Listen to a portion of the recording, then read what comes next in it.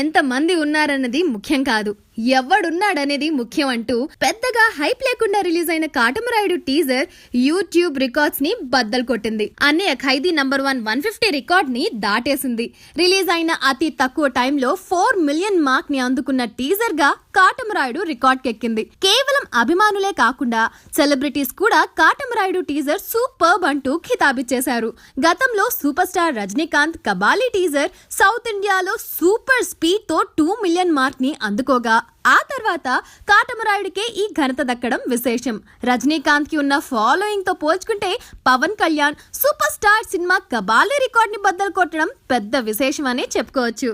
Hi, this is Tamanna. To watch more videos of India Glitz YouTube channel, please subscribe to IG Telugu.